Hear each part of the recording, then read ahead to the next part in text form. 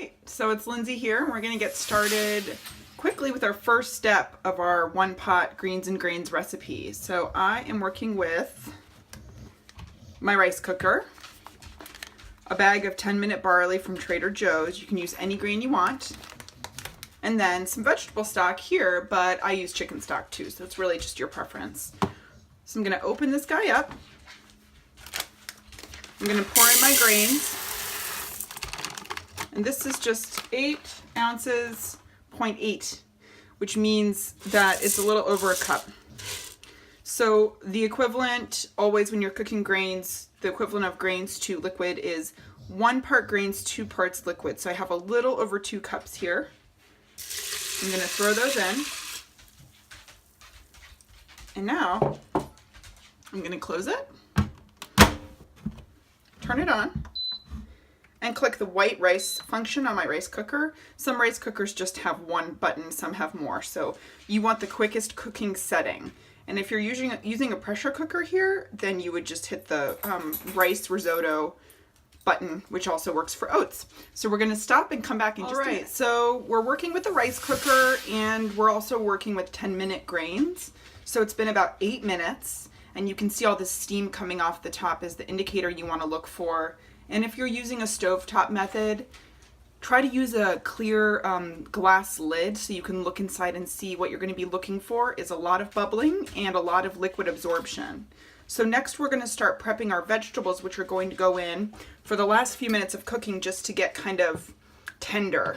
So I'm cutting some carrots here in just bite-sized pieces, but I want them to look pretty. So I'm leaving them like this. I'm slicing them on the bias into rounds. So those are going to go in. And I like my carrots a little al dente, meaning not fully mushy. a little excuse me, a little crunch to them. So you can really cut them any way you want. You could dice them into smaller pieces, and then that would be good. They'd also cook faster that way. So we're going to add 2 carrots. We're going to do some slivers of red onion. So for slivers, I'm going to cut this onion in half. Well, actually, it's already been cut in half once. We're cutting it into quarters at this point. And I'm going to take my knife and just work on a diagonal like that to create these little beautiful slivers. So what I'm doing is taking my knife and aiming it toward the center, sort of like you're cutting into a triangle. So if you look here, I'm cutting into this part like this.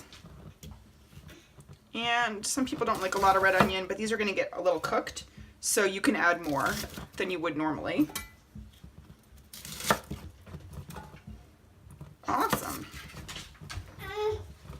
All right. And then last but not least, for the second phase of cooking, I'm adding whole peeled garlic. And my rule is usually about 4 cloves. So together that equals 4. You've got 2 little small ones in there to make up a whole one. So I'm going to cut these in slices. See that? Isn't that beautiful? Here we go. I have a baby in the background today. Cool, huh?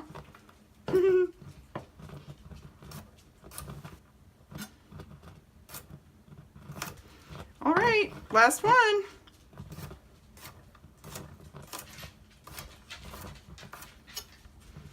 Okay, so these guys are going to go in. I'm going to set my knife down. I'm going to carefully open this up. Look at that. All that good stock in there is flavoring the grains. It's so exciting, and they look perfect. So that's what you're going to want to see if you're using a stovetop method, looking through that clear glass lid. So I'm going to dump all these things in. And I'm going to grab a spoon and stir.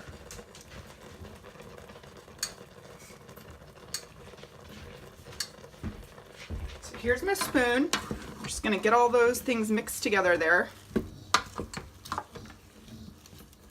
Isn't it beautiful already? All right.